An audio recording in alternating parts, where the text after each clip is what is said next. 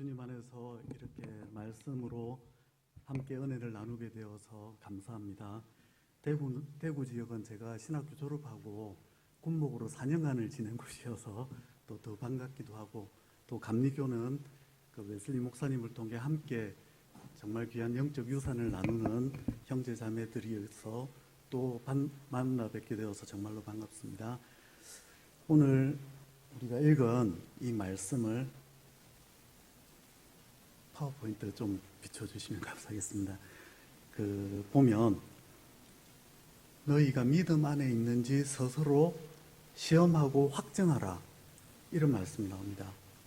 사람의 마음은 심히 거짓되어서 자기 자신보다 훨씬 자신을 더 좋게 평가합니다. 마태복음 25장에 보면 슬기로운 5 처녀와 미련한 5 처녀, 그 다음에 주인의 달란트를 맡은 착하고 충성된 종과 악하고 게으른 종, 그리고 양과 염소 비유가 나오는데요. 나중에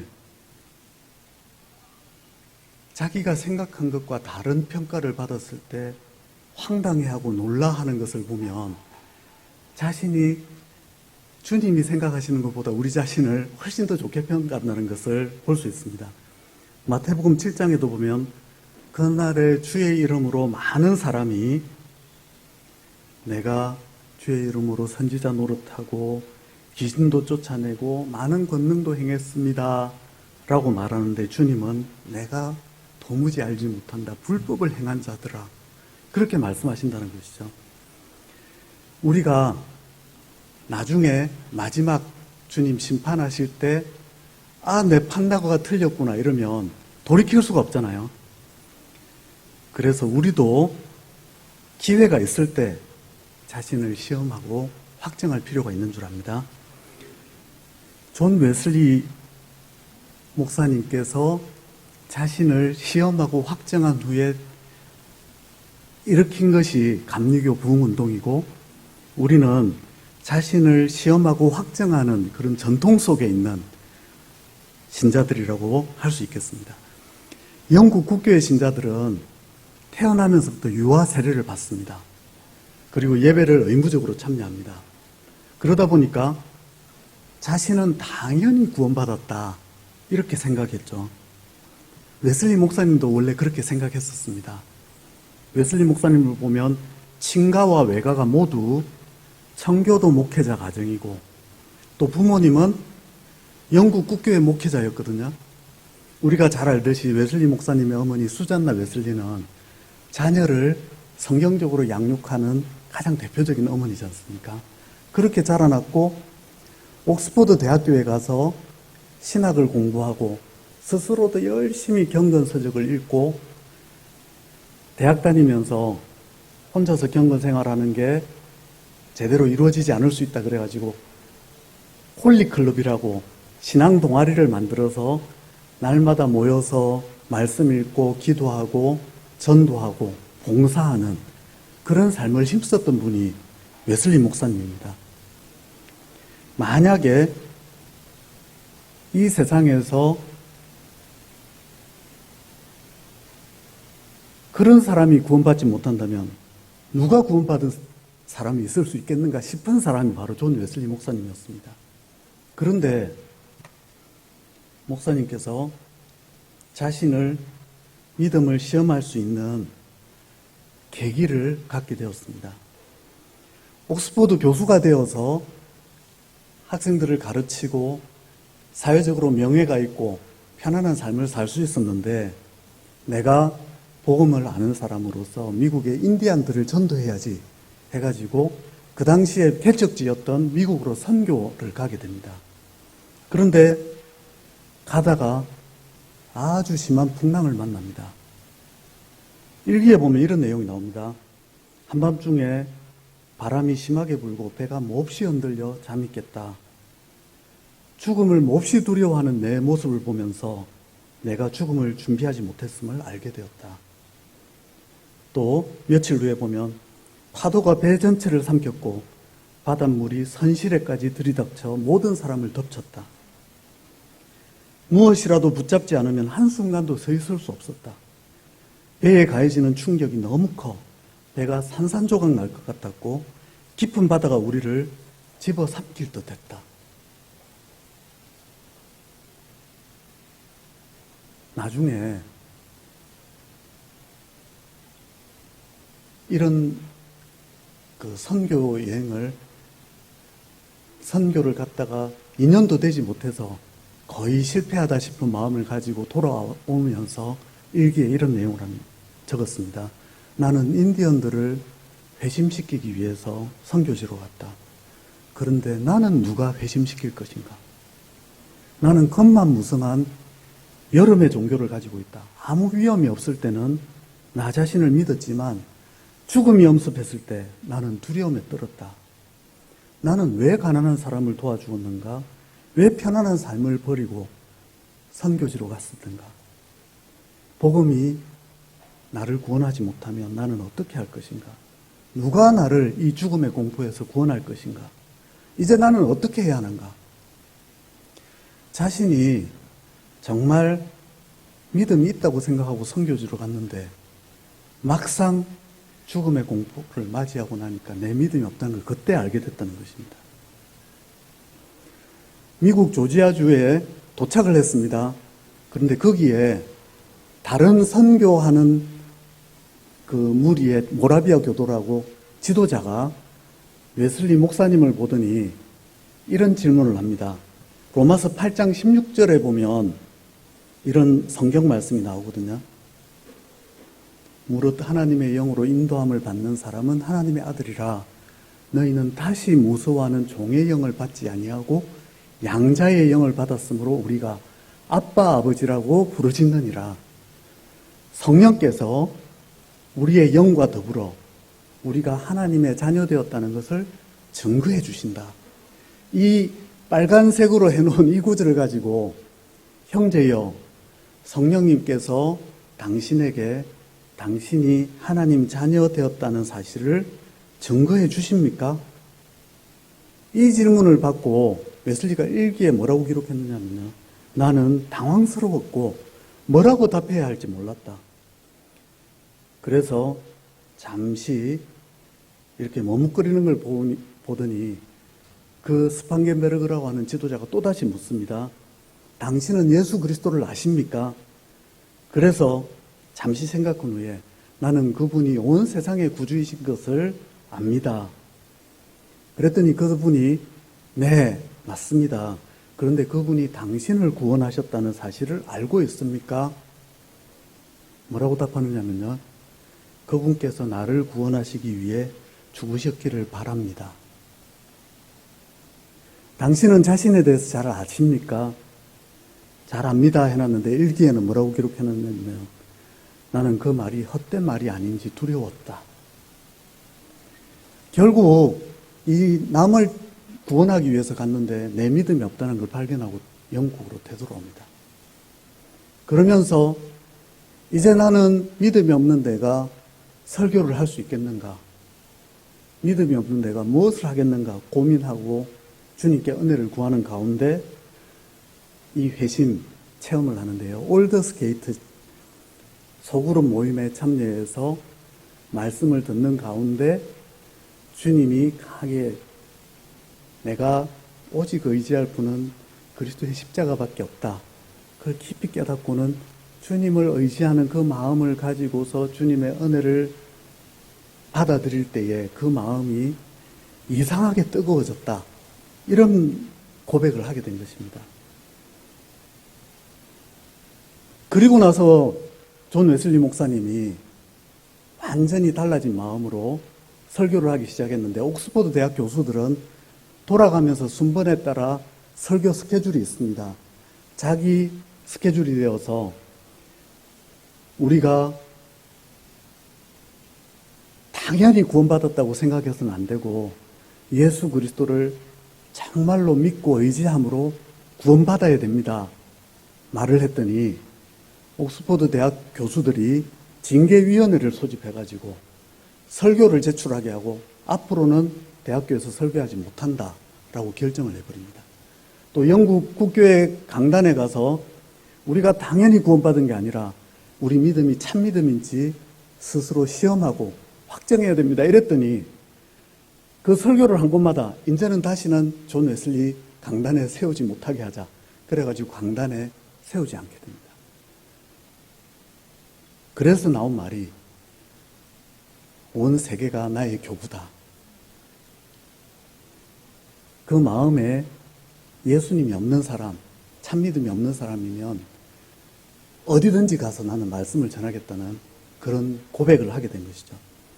감리교 DNA는 내가 정말로 구원받은 믿음인가, 참 믿음인가를 점검하는 DNA입니다. 그래서 오늘 이 자리에 계신 분들도 자신을 깊이 점검하는 시간이 되시기를 바랍니다.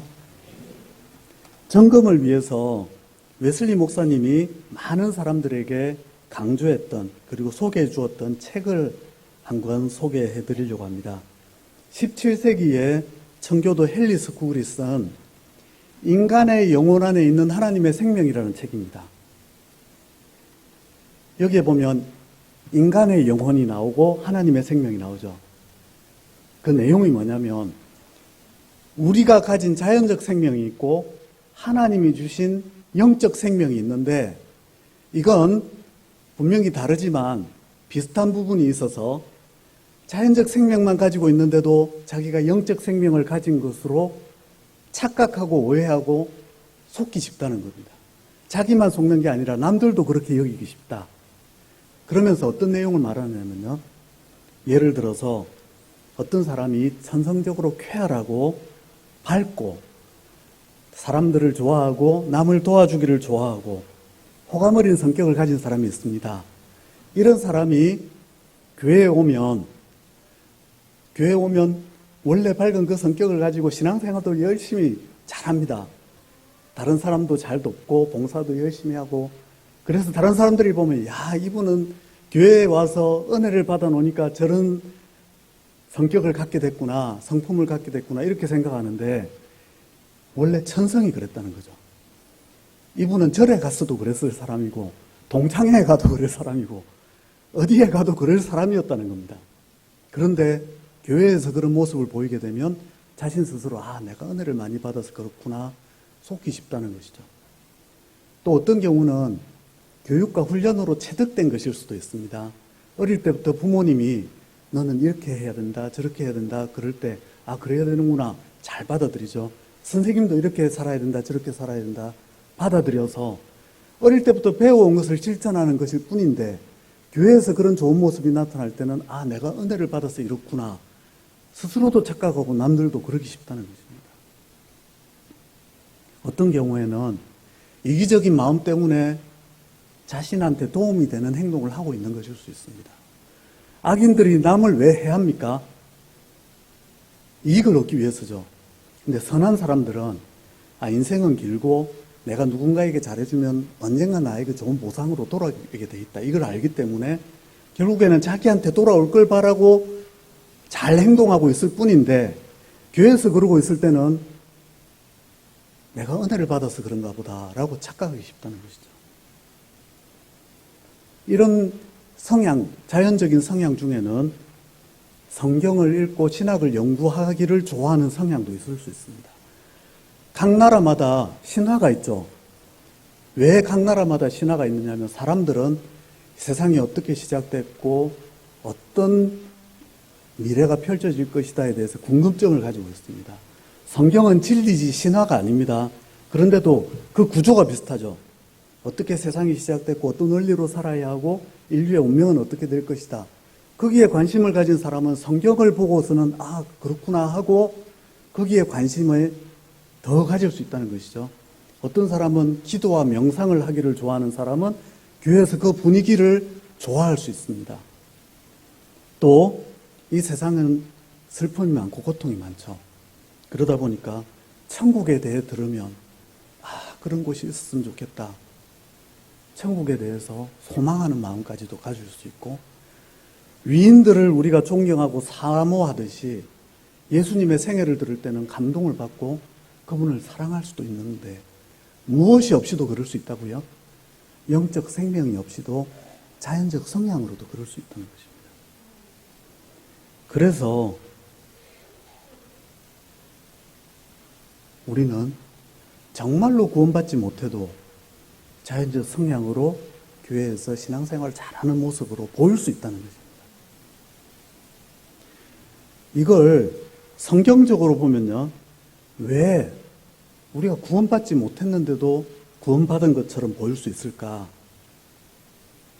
하나님께서 구원받은 사람에게만 특별히 주시는 은혜를 특별은총이라 그럽니다.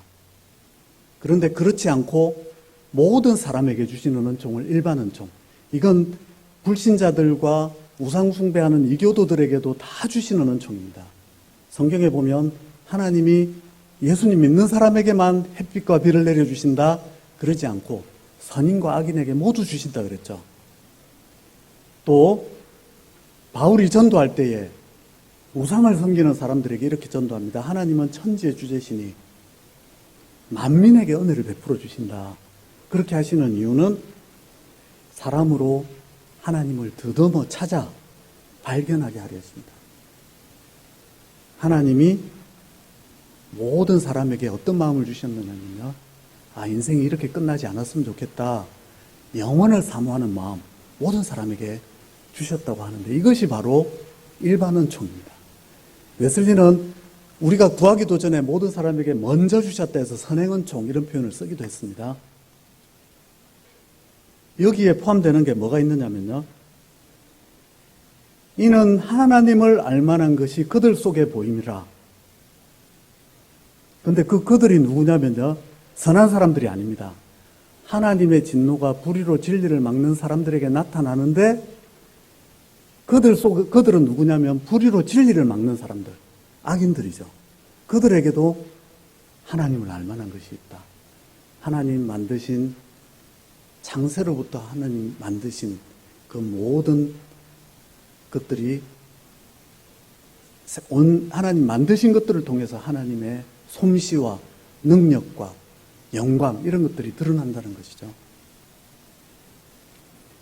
그래서 우리가 성경 말씀을 통해 하나님을 분명히 알 때는 이것을 지으신 분은 하나님이시다 하고 분명히 알지만, 하나님을 알만한 것이 있는데 누군지 정확히 모를 때는 무엇으로 기울어집니까? 우상숭배로 기울어지죠.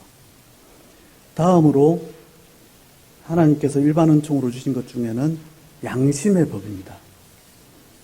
우리는 성경 말씀을 통해 십계명과 또 많은 말씀을 통해 이것이 옳은 것이고 이건 잘못된 것이다 분명히 아는데, 예수님 믿지 않으면 전혀 모릅니까?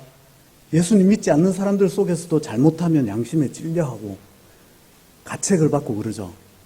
그건 주님께서, 하나님께서 그들에게도 일반은총으로 선과 악을 어느 정도 구별할 수 있게 하셨기 때문입니다. 양심이 찔리면 고발합니다, 자기를. 그리고 아니야, 내가 이래서 이럴 수밖에 없어서 변명도 합니다. 양심 속에서 그런 일이 일어나는 것이죠. 또 예수님께서 마르다와 마리아에게 하신 말씀 중에, 마리아가 말씀을 들으니까 은혜를 받고 그렇게 하는 것을 보고서 마르다도 너도 그렇게 해야 된다. 먼저 봉사하는 게 아니고 봉사도 해야 되지만 먼저 은혜를 받아야 봉사할 수 있다. 더 좋은 편을 선택해야 된다. 이럴 때는 사람이 더 나은 것을 선택할 수 있는 은혜도 주셨죠. 예수님 믿는 사람 중에서도 이런 선택의 훈련을 제대로 받지 못한 사람은 가정에서 막 화내고 그 다음에 자기 인생도 망가뜨리고 살아가는데, 더 나은 선택을 해야 된다는 걸 아는 일반인들도요, 예수님 믿지 않은 사람들도 가정을 잘 돌보고 돈 낭비하지 않고 인생 시간 낭비하지 않고 잘 사는 사람도 있습니다. 일반은총 때문입니다. 그런가 하면 어느 정도의 선함, 여기에 보면 사랑과 희락과 화평, 오래 참음, 자비, 양선, 성령의 열매인데, 이런 것이 일반인들에게, 믿지 않는 사람들에게, 불신자들에게 전혀 없습니까? 조금씩 있죠. 왜냐하면 그들에게도 하나님의 은혜를 베풀어 주고 계시기 때문입니다. 성령의 열매는 확고하고 변하지 않고 더 깊은 선함이지만, 일반인에게도 하나님이, 불신자들에게도 은혜를 베풀어 주고 계십니다. 이런 것들이 전부 다 모이면 어떤 효과가 나타나느냐. 세상이 계속 악해지다가 완전히 멸망해버릴 텐데 그러지 않고 보존되는 효과가 모든 사람이 하나님이 있을지 모른다. 그리고 내가 죄를 지으면 벌 받을지 모른다. 그리고 내가 선하게 선택하면서 살아야지. 이런 것들을 갖고 있기 때문에 세상이 멸망하지 않고 보존되는 것이 하나님의 일반 은총 때문이라는 것입니다. 그런데 이 모든 것은 왜 주신 것이냐, 일반 은총을.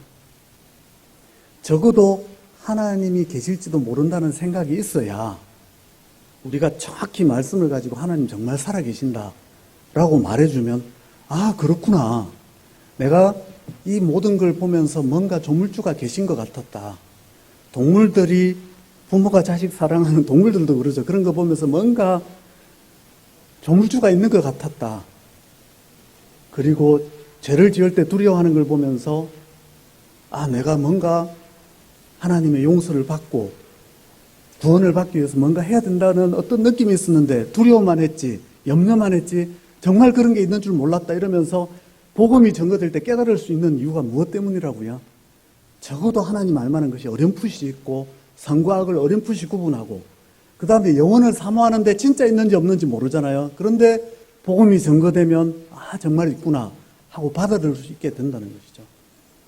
그리고 선택의 자유는 있는데 불완전해서 자주 인생이 망가지고 이렇게 하는 걸 보면서 좀 더 바른 이끌어 주시는 분이 계시면 좋겠다는 생각도 할 수 있고, 그리고 지금보다 더 온전한 삶을 살고자 하는 마음을 가지게 되는 것조차도 무엇 때문에 할 수 있는 것이다?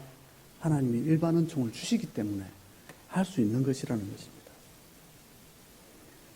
그래서 이 일반 은총에는 우리를 복음을 통해서 분명하게 깨달음을 주실 때에 복음을 믿게 할 수 있도록 미리 성령께서 우리에게 역사하신 것이 바로 일반 은총이다. 이렇게 볼 수 있습니다.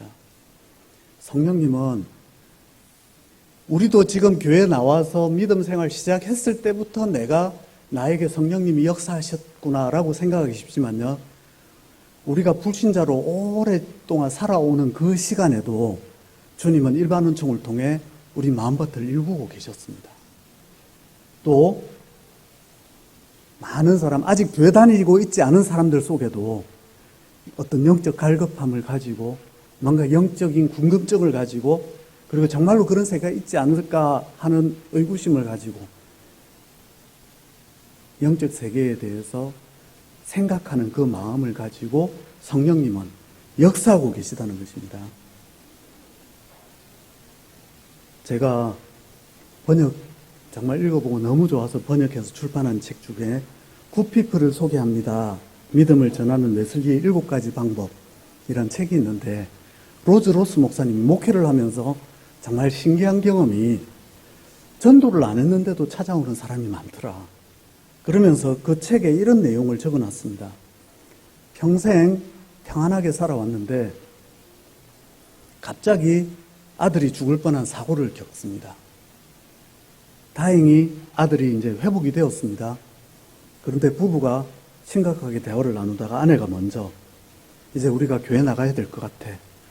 그런데 이심전심 남편도 그런 생각을 하고 있었던 것이죠.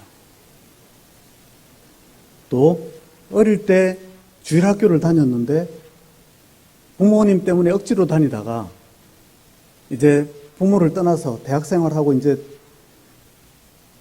성인이 되어서는 이제는 부모님 때문에 억지로 안 믿어도 된다 룰루랄라 하면서 하나님을 떠났는데 어느 순간 영적인 공허함이 찾아오면서 주님을 다시 제 발로 찾아온 사람. 정권회사 중개인으로 너무나 많은 돈을 벌었는데 상상할 수 없도록 돈을 많이 벌었는데 거기 같은 회사의 친구들과 이야기를 나누면서 우리는 우리가 생각했던 것보다 더 많은 돈을 벌었잖아. 그런데 돈이 우리를 행복하게 해주는 것 같지는 않아. 그러면서 믿음 생활하는 사람이 신앙에 대해서 알려주기를 바랬는데 신앙에 대한 이야기만 꺼내면 자꾸 얼버무리고 딴 이야기를 하더랍니다. 그래서 왜 교회 다니는 사람이 이럴까 싶어가지고 자기가 정말로 한번 인생의 의미가, 더 깊은 의미가 뭔지 알고 싶어서 제 발로 교회에 찾아온 사람. 과거에 오해와 상투로 인해서 교회를 정말로 싫어했던 사람들이 있는데 교회에서 프로그램을 마련했습니다. 교회를 다니면서도 서로 모르는 경우가 많잖아요.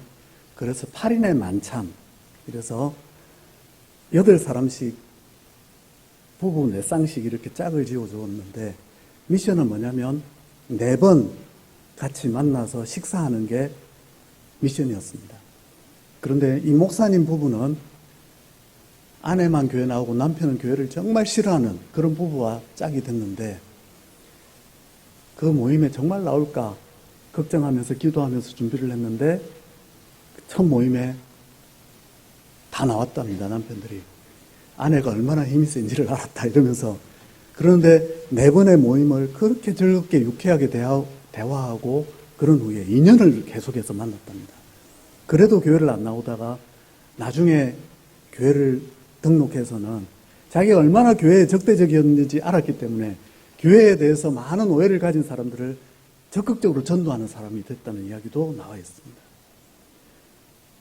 자기 어릴 때부터 동네 친구였는데 교회를 목사가 된 친구를 만나기를 꺼려하고 신앙적인 대화를 할까봐 꺼려하던 친구에게 기독교 음악 방송을 소개해 주면서 그거 한번 들어봐라. 음악은 참 좋다. 이랬는데 그 친구가 설거지할 때, 집안일 할 때 음악을 틀어놓고 차를 다닐 때 기독교 음악 방송을 틀어놓는데 만났더니 이런 이야기를 하더랍니다. 내용은 모르겠지만 음악은 좋더라. 그런데 1년 동안 그렇게 찬양을 듣는 가운데 마음이 점점 감동이 돼서 나중에는 찾아와서 등록하고 정말로 잘 믿는 신자가 된 이야기. 그리고 외로움 때문에 남편과 좋은 남편 만나서 결혼하고 좋은 직장, 좋은 집 구했는데 외로움 때문에 교회 나오면서 정말 친구가 있었으면 좋겠다. 외로움 때문에 교회 나온 사람도 있고 모두 다 전도를 안 했는데 스스로 찾아 나온 사람들인데 이게 무엇 때문에 가능한 겁니까? 성령님께서 그들 마음밭을 일구고 계셨기 때문에 가능한 일입니다. 우리가 이것을 알지 못하면 우리가 과거에 나에게 주님을 알지 못할 때부터 역사해 주신 주님의 은혜에 대해서 알지 못할 수가 있고요. 또 내가 전도를 하려고 하면 저 사람 영적으로 아무것도 모르는 정말 그런 사람인데 내가 맨 땅에 헤딩하듯이 처음부터 시작하면 이 전도하는 게 얼마나 오래 걸릴까? 과연 그게 가능할까 생각하면서 전도에 대해서 소극적이기 쉽습니다. 또 어떤 경우는 나는 깨달은 선민이고 정말로 나는 축복받은 사람인데 저 사람은 그게 없으니까 하면서 마치 이스라엘 사람들이 이방인들을 깔보고 멸시하듯이 그런 태도도 가지기 쉽습니다. 그러나 주님은 우리를 사랑하시는 것처럼 그들도 사랑하시고 역사하고 계시다는 걸 알아야 되고요. 일반 은총을 그들에게도 베풀고 계시고 그들 마음밭을 일구고 계시다는 것입니다. 우리는 저들은 하나도 준비 안 된 사람이야 라고 생각하기 쉽지만 예수님은 뭐라고 하셨습니까? 추수할 것은 많되 일꾼이 적으니. 주님은 사람들의 마음밭을 일구고 계실 뿐만 아니라 들여다보고 계시니까 내가 준비시켜 놓은 사람들이 많다. 일꾼이 없어서 저들을 영혼을 주님께로 인도하지 못한다는 걸 안타까워하셨지 않습니까? 그래서 모든 사람에게 주님은 역사하고 계시다. 일반 은총으로 이걸 분명히 우리가 알아야 되겠습니다. 그런데 여기에는 한계도 있습니다. 일반 은총 자체는 구원의 은총, 특별 은총이 아닙니다. 일반 은총에서 특별 은총으로 정말로 구원으로 넘어가는데 반드시 있어야 될 게 뭐냐면요. 교회의 말씀 사역입니다. 교회에 나와서 듣던 먼저 말씀을 나눈 우리가 전해주던 분명히 말씀이 증거되어야만 특별 은총을 통해 진짜 믿음이 시작될 수가 있습니다. 만약에 일반 은총을 통해 하나님 어렴풋이 계시다는 걸 알고 선과 악을 구분하고 선하게 살아야 된다고 생각하고 이 정도만 알고 있을 때 더 깊이 있는 건 특별 은총, 말씀이 주어져야만 알 수 있는데 특별 은총이 없이 일반 은총만 가지고 있으면 어떤 결과가 생기느냐? 특별 은총을 통해서만 알 수 있는 더 깊은 진리들을 사람들은 이런저런 추측을 통해서 잘못된 방향으로 추측을 하기 쉽고 거기에 마귀의 역사가 더해지면 이런저런 우상숭배로 나가게 됩니다. 그래서 정말로 예수님을 믿으려고 할 때 이미 마귀가 그 사람을 우상으로 사로잡고 있기 때문에 예수님을 믿지 못하게 하는 방향으로 영혼을 도둑질한다는 것이죠. 분명히 일반 은총으로 주님 역사하시지만 거기에는 무엇이 있어야 된다고요? 특별 은총, 말씀 사역, 전도, 이것이 분명히 있어야만 사람은 구원을 받을 수 있다는 것입니다. 그리고 그렇게 우상숭배로 나가지 않고 정말로 복음을 전하는 사람을 잘 만나서 교회에 왔다고 해도 어떤 일이 있을 수 있다? 특별 은총까지 말씀에 대해서 깨닫고 구원까지 나가지 못하고 일반적인 종교성만 가지고 교회를 왔다 갔다 하는 경우도 있을 수가 있습니다.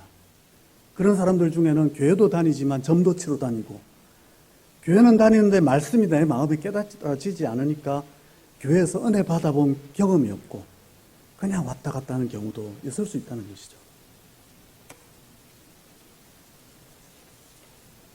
교회 안에도 참된 구원의 믿음이 없이 하나님과의 깊은 교통이 없이 회심의 체험이 없이 신앙생활하는 사람이 너무나 많이 있습니다. 그래서 존 웨슬리 목사님은 주님의 은혜를 체험하고 구원받고 나서는 이것이 구원의 믿음이고 이것은 구원의 믿음이 아니다 하고 분명히 가르쳐 주었는데요. 구원의 믿음이 아닌 것에는 이교도들도 아는 정도의 신앙, 그건 뭐냐면 신이 계시다. 그리고 신은 선과 악을 구분하신다. 그 정도는 누구도 안다고요? 이교도들도 다 압니다. 일반 은총으로. 그런데 이 정도 가지고 교회 생활을 하면 어떤 생각을 하게 됩니까? 아, 하나님 계시니까 내가 착하게 살려고 노력해야지.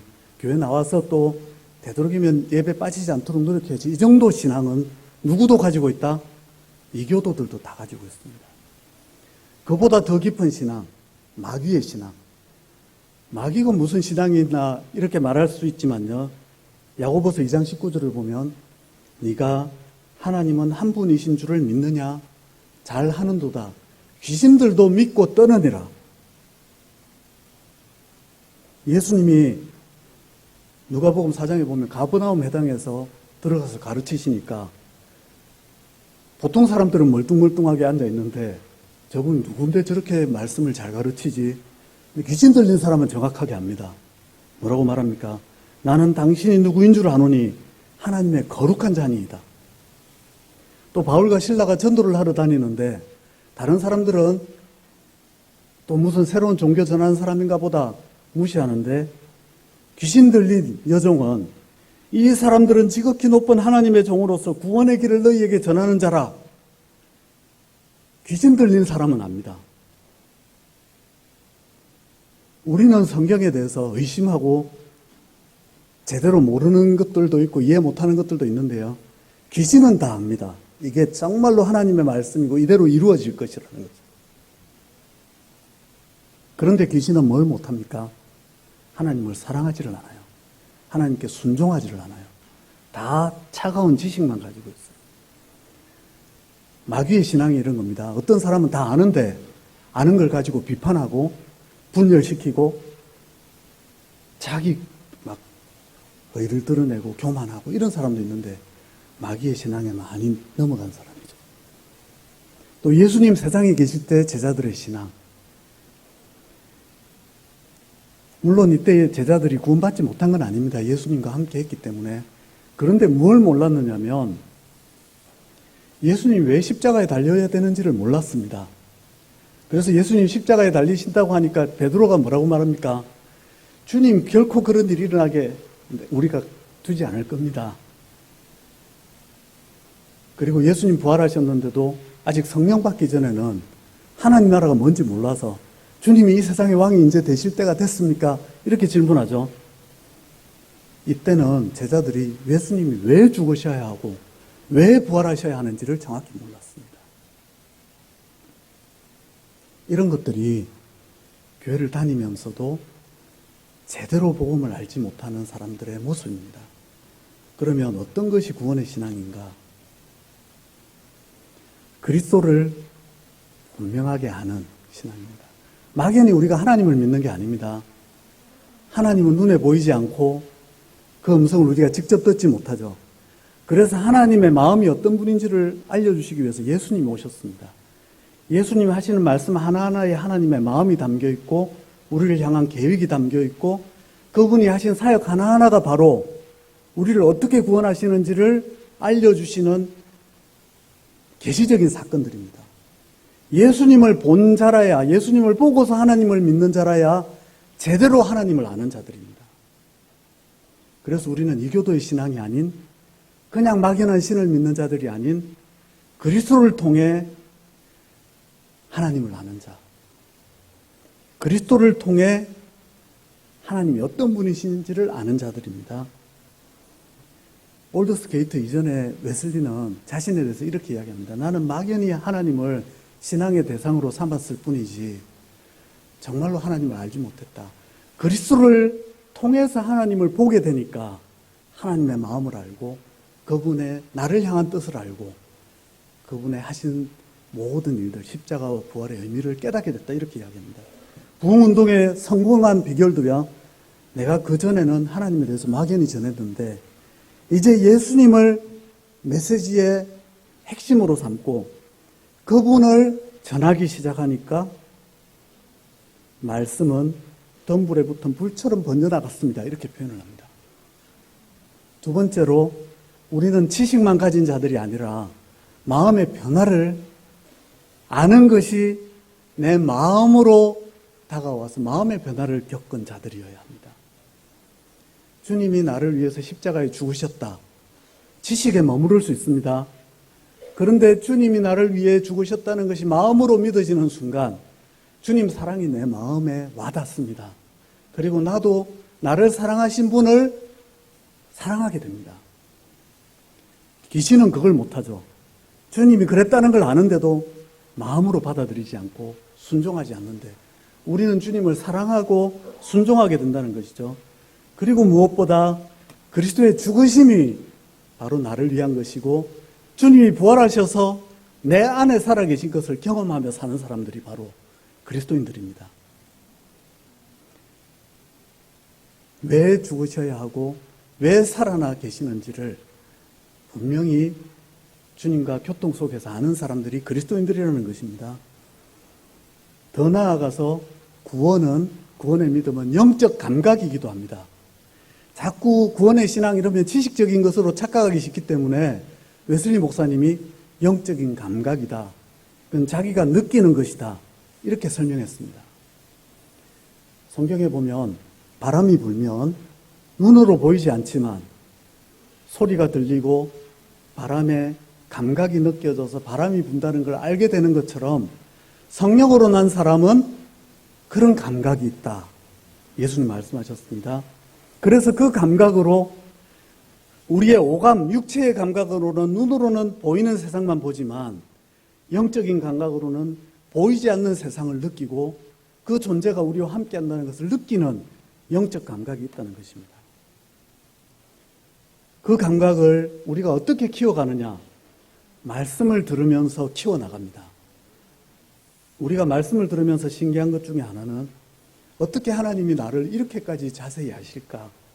내 삶에 필요한 것들을 구하고 주님 앞에 기도를 했는데 말씀으로 직접 응답해 주시고요. 정말로 주님 앞에 잘 알지 못하고 고민하고 있었던 것에 대해서 하나님이 시원하게 답을 주시고 어떤 때는 내가 숨어서 했다고 생각했는데 바로 내 마음에 찔리도록 주님이 책망하시면서 회개하게 하시고 우리 가정에 기도했던 내용이 바로 이루어지고 이런 내용들이 바로 주님과 직접 소통하는 것이죠. 그래서 내 양은 내 음성을 듣는다. 다른 목자들 음성은 양들이 따라가지 않아요. 내 주인의 음성은 양만이 듣습니다. 그래서 말씀을 들을 때 주님의 인도하심이 느껴지는 것. 이게 영적인 감각이라는 것입니다.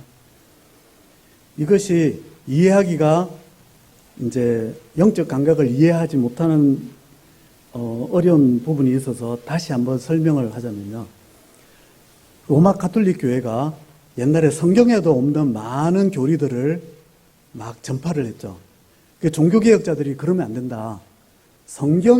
오직 성경이 우리의 믿음의 근원이고 진리의 원천이다. 이렇게 가르치니까 로마 가톨릭에서 그러면 성경이, 이 66권 성경이, 특별히 신약 27권이 이게 성경이다 하고 범위를 정해준 게 누구냐? 로마 가톨릭 교회가 정해주지 않았느냐? 그러면 성경이 성경이라고 결정하는 권한이 로마 가톨릭 교회에 있다면 성경보다 높은 권위가 로마 가톨릭 교회의 권위 아니냐? 이렇게 주장을 했습니다.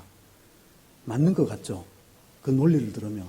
성경이 성경이라고 결정했으니까 교회의 권위가 더 높은 것 같죠. 그랬더니 종교개혁자들이 에베소서 2장 20절 말씀에 보면 너희는 사도들과 선지자들의 터 위에서 세우심을 입은 자들이다. 무슨 뜻입니까? 사도들과 선지자들이 말씀을 증거하니까 성령님께서 믿음을 주셔서 생겨난 것이 교회다. 그러면 말씀이 먼저 있었고 진리가 먼저 있었지 교회가 이것이 진리라고 해서 진리된 게 아니라는 것이죠. 진리가 선포되니까 믿음이 생겨나고 교회가 된 것이라는 것입니다. 말씀이 먼저지 교회가 먼저가 아니라는 것이죠. 그리고서 뭐라고 가르쳤느냐면요. 교회가 어떻게 성경을 결정할 수 있었느냐. 다른 글들을 읽을 때는 아무리 읽어도 그 속에서 하나님의 말씀이 들려오지 않습니다. 하나님 말씀이 아니니까. 그런데 성경을 읽으면 하나님의 음성이 거기서 들려오는 거예요. 왜냐하면 하나님의 말씀이니까. 그래서 이게 교회가 말씀이다라고 결정해서 말씀이 되는 게 아니라 하나님의 말씀이 음성이 들려오는 책들이 어떤 것인지를 교회가 알아봤기 때문에 그것이 성경이라는 것을 우리가 알게 됐다는 것이지 교회가 결정해서 성경이 된 것이 아니라는 것입니다. 그래서 성경은 자정한다. 스스로를 하나님의 말씀으로 증거한다는 것입니다. 우리가 성경을 읽을 때 하나님의 말씀은 살아서 내게 말씀으로 다가옵니다. 이걸 읽는데 하나님 말씀이 내게 깨달음을 주고 내게 잘못된 것을 바로 잡아주고 나를 교육하고 그러면서 나를 이끌어 나가는 그것을 우리가 말씀에서 느낀다는 것이죠.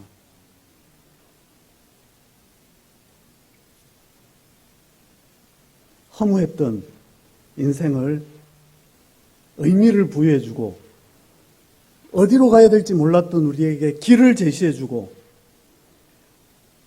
갈망하던 것에 대해서 실제로 그것이 있다는 것을 알려주고 배고픈 우리의 영혼을 채워주는 것 말씀에서 우리가 경험함으로써 이건 하나님만이 하실 수 있는 걸 우리가 느낀다는 것입니다. 그런데 만약에 하나님의 음성이 들리지 않으면 세 가지 중에 하나입니다. 먼저 아직은 구원을 받지 못하고 일반적인 종교성만 가져서 하나님 음성이 아직 안 들려오는 것일 수 있습니다. 또 거듭났긴 했는데 아직 뭔지 잘 듣지 못하고 모호해서 잘 이해하지 못하는 것일 수 있습니다. 또 한때 주님과 교제했지만 이제는 너무 멀어져 가지고 맹숭맹숭해져서 귀가 닫혀서 들리지 않는 것일 수 있습니다. 요즘 우리가 교회가 너무나 1970년대, 80년대, 90년대까지는 아직은 교회가 은혜를 사모하고 은혜가 충만했었습니다. 그런데 그 이후로 우리가 부유해지고 이제는 먹고 살만하게 되니까 좀 더 즐거운 삶을 추구하자. 그리고 그다음 지금은 유튜브와 SNS 하루에 1시간 넘게 하면서도 주님 앞에 10분도 우리가 기도는 하지 않죠. 자꾸 그 모든 관심을 다른 데 뺏기면서 성도 개개인이 마음이 칼칼해지고 메말라지는 걸 다 느끼는데 그런 성도들이 교회에 나와서 이렇게 함께 모이다 보니까 예전처럼 뜨거운 분위기가 아니고 뜨겁게 모이는 분위기가 아니고 예전을 다 사모하는데 지금은 뭔가 부족하다는 걸 다 느끼고 있지 않습니까?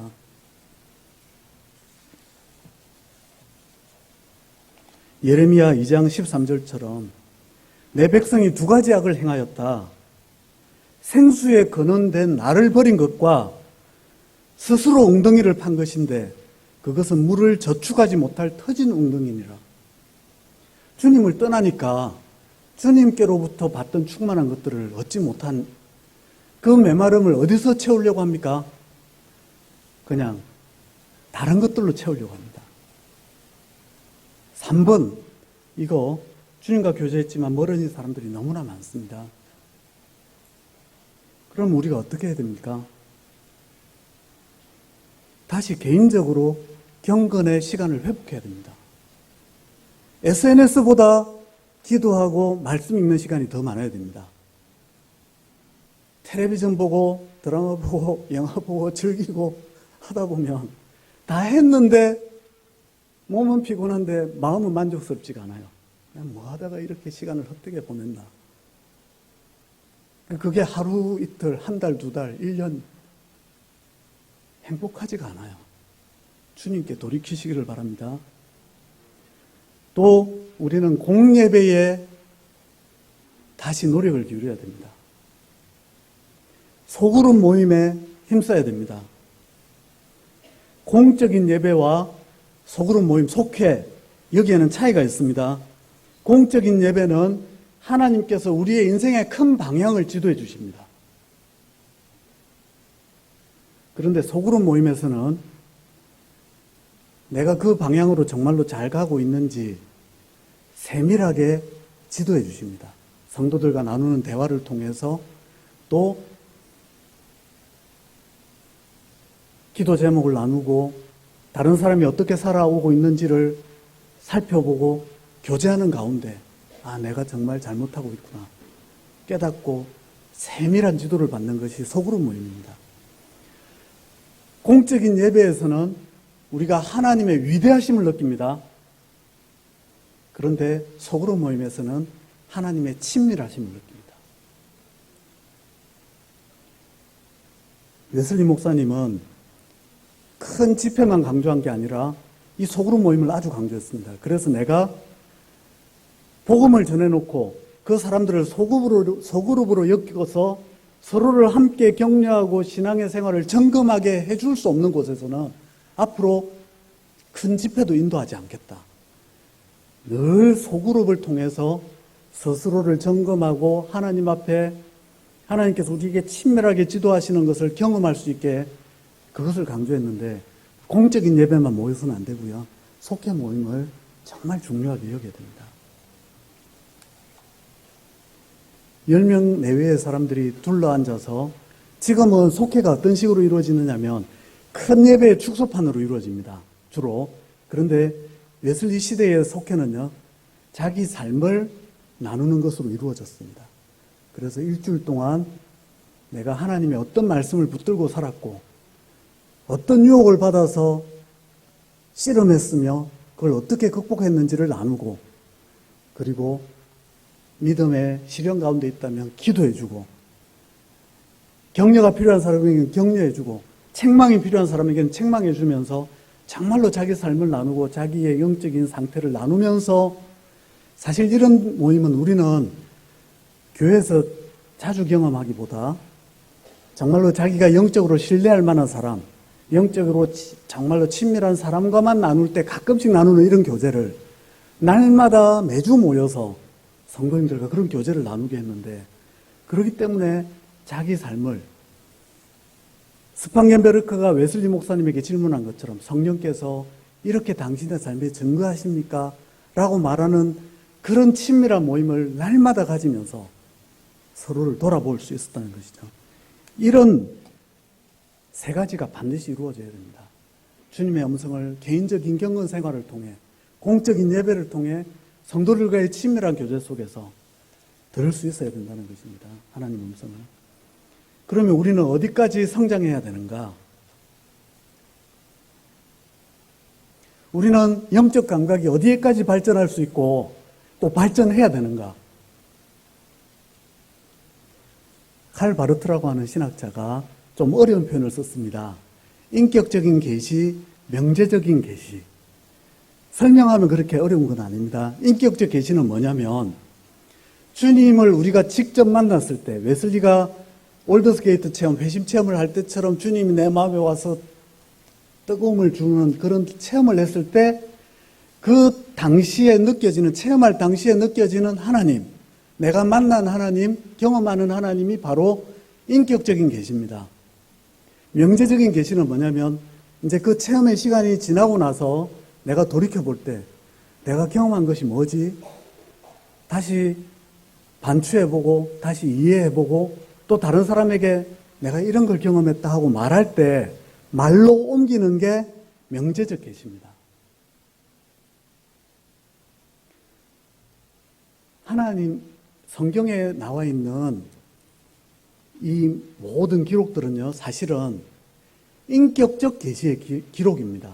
하나님을 직접 만난 사람들이 하나님을 만났을 때에 어떤 체험을 했는지가 그들의 체험과 하나님 주신 말씀들을 담아놓은 것이 이 성경 말씀입니다.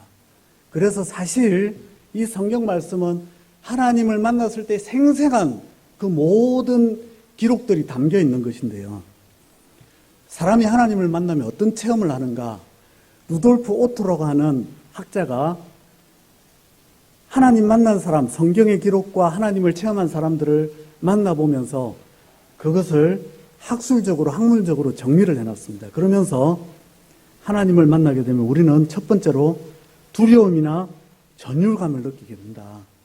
경이롭고 신비한 존재를 만난 것에 대한 경건한 두려움 또는 공포에 찬 두려움을 느끼게 된다. 여기에 해당되는 감정들은 놀라움, 어마어마함, 도취와 흥분, 격앙되는 느낌, 이런 것들이라고 합니다. 또 압도성과 위압성, 장엄하고 거룩하고 숭고하신 하나님 앞에서 나는 아무것도 아니고 정말 부족하고 악한 존재라고 하는 낮아지고 겸손해지는 그런 느낌을 갖게 된다는 것이죠. 그리고 매혹성입니다. 이전에는 느껴보지 못한 사랑과 기쁨과 만족감과 행복, 그리고 활력성, 이전에 느껴보지 못한 능력, 정열, 생동감, 힘과 에너지, 활동력, 이런 것들을 느끼게 된다는 것이죠. 성경에 나온 모든 기록들이 바로 그런 것들의 기록입니다. 예를 들어서 이사야 6장에 보면 이사야가 왕이 죽어서 나라의 미래를 걱정하면서 성전에 올라가서 이제 어떻게 해야 될까요? 하나님 이러고 있는데 정말로 하나님 임재를 하십니다. 성전에 하나님 임재의 연기가 가득, 구름이 가득하면서 천사가 날아다니면서 찬양하는 소리가 들리고 성전이 흔들리고 그러면서 너무나 두려움을 느끼죠. 내가 죄가 많은 사람인데 하나님 앞에 어떻게 이 하나님을 만나고 살 수 있을까? 그런데 천사가 성전의 그 제단 숯불로 너의 죄를 태워준다. 그러니까 지금까지 그 하나님 만났을 때 죄에 대한 두려움, 거룩하신 분을 만난 것에 대한 두려움이 제단 숯불로 그 죄를 다 태우고 깨끗하게 만들어주시고 나니까 너무나 기쁘고 감사하고 그런 가운데 주님께서 내가 이 말씀을 나를 위해서 세상에 누구를 보낼 수 있을까? 그랬더니 제가 가겠습니다. 저를 보내주십시오. 이러는데 여기에는 이 모든 하나님 만난 체험들이 녹아있죠. 베드로가 예수님 만났을 때 밤중에 한 마리 고기도 못 잡고 정말로 낙심해서 왔는데 예수님이 말씀을 전하려고 하고 많은 사람들이 나와 있습니다. 베드로의 배를 빌려서 물가에서 조금 뛰고는 예수님 말씀을 전하시는데 그 말씀을 듣다 보니 마음이 정말 하나님 말씀으로 채워지고 소망으로 채워지고 은혜로 채워지는데 예수님 말씀 끝나고 나서 깊은 데로 가서 그물을 내려 물고기를 잡으라. 묵직한 게 들려오는 순간에 물고기가 기쁜 게 아니라 주님 앞에 바로 무릎 꿇고 주님, 제가 주님을 감당할 수 없으니까 저를 떠나주십시오. 저는 죄인입니다. 그런데 주님이 내가 너를 앞으로 사람 남는 어부가 되게 하겠다. 그러니까 모든 걸 버려두고 예수님 쫓은 거. 성경에 이런 내용들만이 아니라 모든 사건들이 바로 오병이어의 사건, 죽은 나사로를 살리신 것을 목격한 사건, 예수님 십자가에 못 박히는데 그것을 모두 지켜본 백부장이 예수님을 보고 경외감을 느끼면서 이분은 하나님의 아들이시다 고백하는 사건, 예수님을 죽이려 가던 바울이 예수님을 만난 사건, 빌립보 감옥에서 찬송을 부르는데 지진이 나면서 감옥 문이 열린 사건, 오순절 성령이 임한 사건, 고넬료의 가정에 성령이 임한 사건, 이 모든 것들이 다 엄청난 에너지와 체험들로 엮여져 있는데 그게 인격적 계시라는 것이죠. 그러나 그걸 글로 기록해 놓으니까 글로 읽는 우리에게는 하나도 와닿지 않습니다. 상상을 해도 잘 상상이 안 됩니다. 그게 글로 기록한 명제적 계시의 한계입니다. 이걸 왜 명제적 계시가 우리에게 왜 와닿지 않는가? 의미가 세 단계로 축소가 됩니다. 이 세상에서 하나님을 가장 많이 경험한 사람 중에 한 사람이 바로 모세입니다. 모세는 40일 동안 하나님과 함께 있어 놓으니까 하나님의 영광과 같은 그런 빛이 모세에게서도 났죠. 사람들이 두려워했습니다. 그래서 자기를 가렸죠. 그런데 그런 모세조차도 하나님을 더 깊이 알고 싶어서 하나님을 있는 그대로 좀 보여주세요. 그러니까 너가 나를 보면 죽는다. 살 수가 없다. 그래서 바위 틈에 감춰놓고 뒷모습만 조금 보여주셨습니다. 무한하신 창조주 하나님을 유한한 우리 존재가 담을 수가 없어요. 하나님을 아무리 많이 경험했다고 해도 하나님의 조금밖에 모릅니다. 우리는 하나님을 담을 그릇이 되지 못합니다. 그러니까 크신 하나님을 우리가 아무리 경험해도 아주 조금밖에 모르는 것입니다. 인간의 경험이 하나님을 담을 수가 없죠.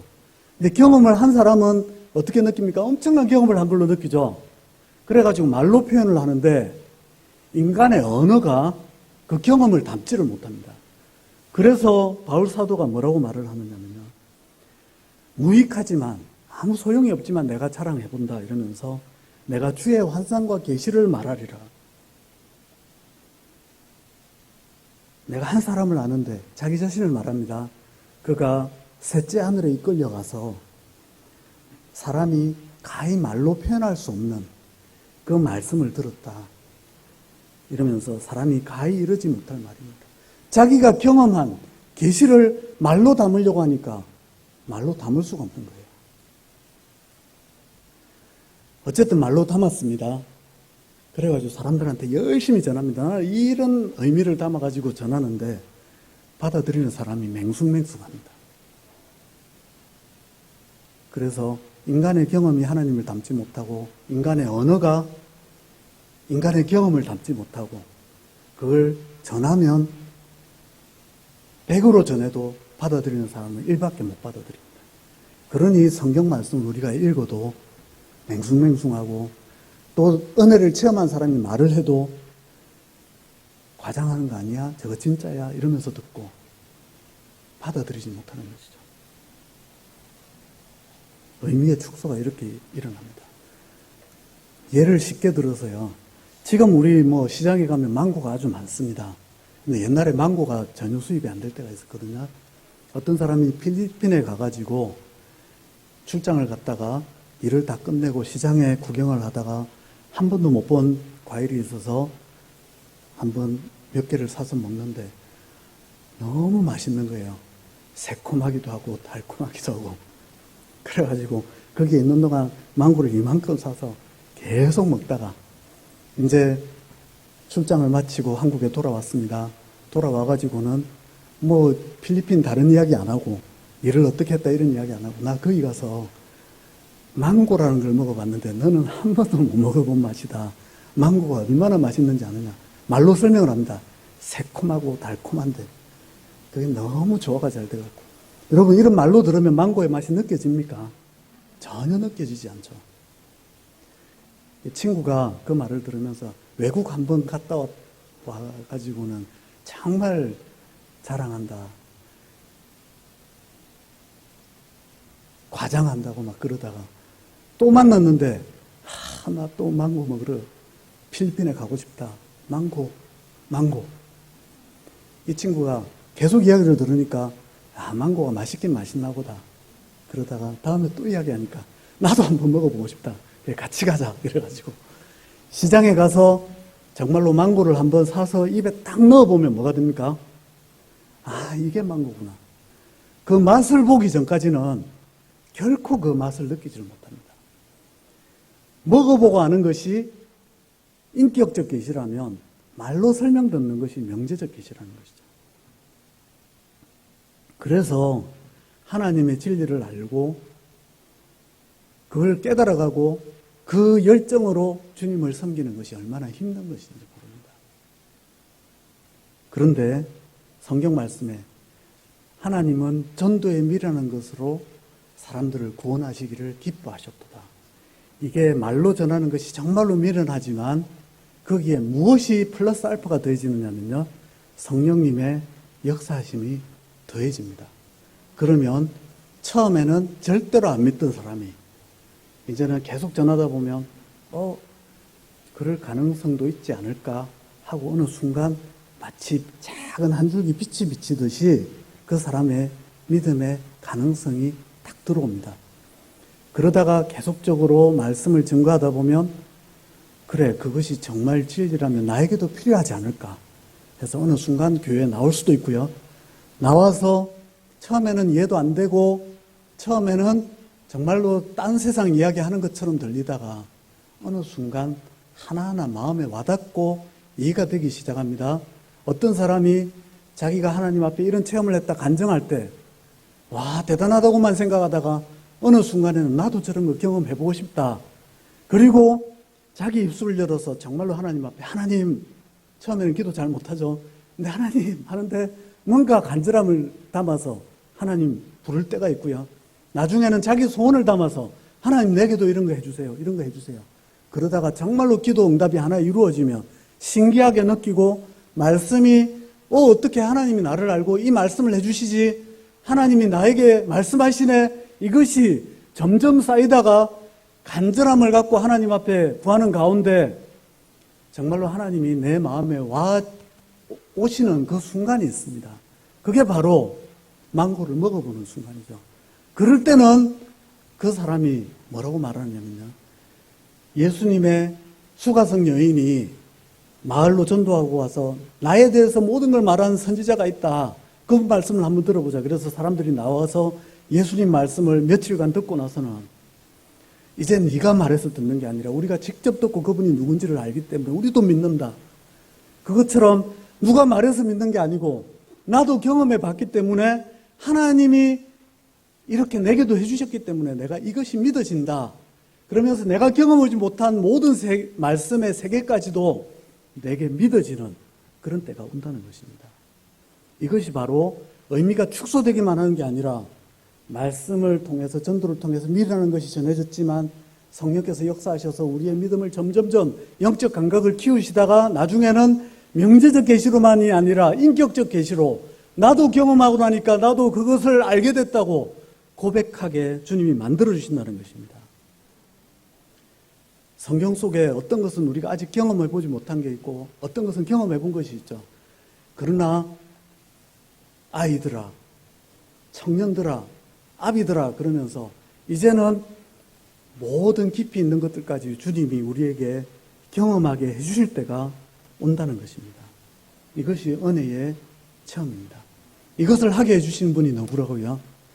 성령님께서 우리의 영과 더불어 우리가 하나님의 자녀인 것을 증언해 주시듯이 성경에 있는 모든 것이 바로 나를 위한 것임을 증거해 주시고 예수님이 제자들에게 하셨던 모든 말씀이 나를 위해 주신 말씀이라는 것, 나의 말씀으로 증거해 주시는 때가 온다는 것입니다. 이것이 은혜의 체험입니다. 그래서 마틴 루터가 종교개혁을 하면서 이런 말을 합니다. 포미, 나를 위해라고 하는 이 표현은 금실로 새겨야 할 말씀이다. 온 세상에 타락한 사람이 아무도 없고 나 혼자 타락했다 하더라도 예수님은 나 자신만을 위해서라도 하늘 보좌를 버리고 이 세상에 오셨을 것이고 나 자신을 위해서 십자가에 못 박히셨을 것이고 나 자신을 위해서 성령을 보내주셨을 것이다. 이게 모두 온 세상의 사람을 위한 것인데 나를 위한 것으로는 믿어지지 않았던 것이 이제는 온 세상을 위한 것만이 아니라 나를 위한 것이다 라는 것이 믿어지는 단계까지 오게 된다는 것이죠. 그래서 존 웨슬리 목사님은 참된 기독교 신앙과 그렇지 않은 사람을 이렇게 구분합니다. 옛날 영국 사람들이 세계를 다녔잖아요. 중국과도 많은 교육을 했습니다. 중국 사람들이 도자기도 잘 만들고 그 다음에 중국 황제가 엄청나게 넓은 땅을 가지고 있고 힘이 세다는 걸 다 들어서 알고 있었습니다. 그런 내용에 대해서 웨슬리가 이야기하면서 우리가 일반적인 종교성을 가지고 신앙생활하는 것은 저 먼 나라에 중국이라는 큰 나라가 있는데 거기 황제가 엄청나게 큰 권력을 가지고 있다는 걸 아는 정도로 하나님을 아는 게 일반적인 종교성으로 하나님을 아는 것이다. 그런데 참된 믿음을 갖는 것은 어떤 것이냐? 그 황제의 자녀가 돼가지고 날마다 식사하면서 아빠, 나 이런 거 필요해요. 나에게 이런 일이 있었어요. 대화 나누면서 어떻게 해야 될까요? 조언도 받고 사랑도 받고 도움도 받고 이러면서 그 아버지가 내 아버지가 되는 것. 그게 일반적 종교성이 아닌 성령의 증거하심을 통해 자녀들이 누리는 아버지와의 관계라는 것입니다.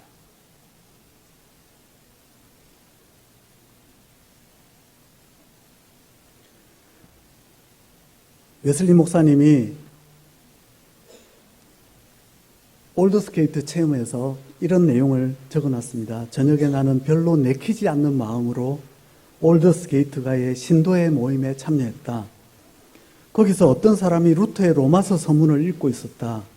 8시 45분경 그가 그리스도를 믿는 믿음을 통해 하나님께서 신자의 마음에 일으키시는 변화에 관해 읽고 있는 동안 나는 내 마음이 이상하게 뜨거워지는 것을 느꼈다. 나는 나 자신이 구원을 위해 오직 그리스도 한 분만을 신뢰하고 있음을 느꼈다. 그리스도께서 나의 죄, 심지어 나 같은 사람의 죄까지도 가져가셨고 죄와 사망의 법에서 나를 구원하셨다는 확신이 주어졌다. 이때부터 웨슬리 목사님은 온 세상의 하나님, 그런데 나를 위해서도 그러셨기를 바랍니다가 아니라 나를 위한 하나님으로 믿게 되었다는 것입니다. 그리스도의 죽으심이 나를 위한 죽으심이 되고 그리스도의 부활이 나를 위해 살아계셔서 내 안에 계시는 주님이 된 것. 이것이 바로 참된 기독교 신앙입니다. 성경의 말씀이 모든 말씀이 나의 말씀으로 와닿게 된 것입니다. 그래서 이제는 자신이 경험했던 모든 것을 가지고 참된 신앙생활을 해야 된다. 그래서 감리교를 영어로 말하면 메소디스트입니다. 메소디스트 뜻이 뭔가 하면요. 메소드라는 말이 방법이거든요. 방법론자들. 그거는 원래 의사들이 처방을 해주면 병을 고치기 위해서 그 처방대로 환자가 그대로 따르는 그 사람들을 말하는데요. 성경 말씀이 이제는 하나님의 은혜를 경험하기 위해서는 이렇게 해야 된다라고 가르친 것에 대해서 웨슬리 목사님은 하나도 빼놓지 않고 실천했습니다. 개인경건, 그 다음에 예배생활, 소그룹 모임을 통한 성도들과의 깊은 교제. 그런데 사람들이 약을 먹다가 조금 먹으면 낫는 것 같거든요. 내가 건강해진 것 같거든요. 약을 그냥 끊어버리면 어떻게 됩니까? 약에 내성이 생기고 더 깊은 질병에 빠져들죠. 우리 감리교도들, 메소디스트들은 결코 그렇게 해서는 안 됩니다. 내 삶의 영적인 건강 지켜나가기 위해서 개인경건과 공예배와 소그룹 모임을 철저히 지키는 것. 이것 그만두는 순간 영적인 질병이 들어오고 내 가정에 마귀가 틈타기 시작하고 자녀들의 미래가 깨지기 시작하고 내 영혼이 병들어서 천국 가는 길에서 벗어나게 되는 것이죠. 그러나 주님과의 그 깊은 교제, 이것을 결코 놓칠 수 없어서 이 모든 것을 다 해나가고 나면 내가 주님 없이는 살 수 없고, 주님께서 인도해 주시는 이 인도가 하루도 없이는 나는 공허해서 살 수 없고, 주님이 나의 생명이고 모든 것이라는 그 마음으로 살아가는 사람들이 바로 메소디스트들, 감리교인들입니다. 이것을 위해서 우리는 어떻게 해야 하는가? 혹 나 자신은 그렇지 않은지 돌아보고, 우리는 죄의 경계선상에 살면서 아직은 완전한 불신앙으로 떨어지지 않았다, 거기에 만족해서는 안 되고요. 하나님의 은혜에 충만한 그 신앙의 단계를 늘 견지하면서 내가 조금이라도 부족하면 형제자매, 나를 잘 아는 믿음의 동료들이 나를 붙잡아주고, 또 함께 신앙생활하던 사람이 누군가가 조금 뭔가 이상하다 싶으면 그래서는 안 된다고 붙잡아주면서 천국길까지 함께 가야 되는 사람들이 우리들입니다. 우리는 명제적 계시가 아니라 인격적 계시 수준에서 예수님을 믿고도 제대로 믿지 못했던 제자들이 성령을 받았을 때에 정말로 이제는 주님을 위해서 목숨까지도 바치고 복음 전하는 일을, 그러면서 핍박받는 일을 영광으로 누리며 살았던 제자들처럼 그런 주님의 제자들이 되어야 될 줄 압니다. 명제적 계시의 수준에서 멀리 주님을 이해하고 머리로만 조금 이해하는 수준이 아니라 인격적 계시의 수준으로 깊이 만나고 체험하고, 주님 주신 복이라면 어느 것도 내가 간증하지 않을 것이 없는, 정말로 나의 삶이고 나의 신앙 고백이고 내 가정에 주님 주신 축복이고 하나님께서 주신 은혜라고 간증할 수 있는 감리교인들, 모든 성도님들 되시기를 예수님의 이름으로 축원합니다.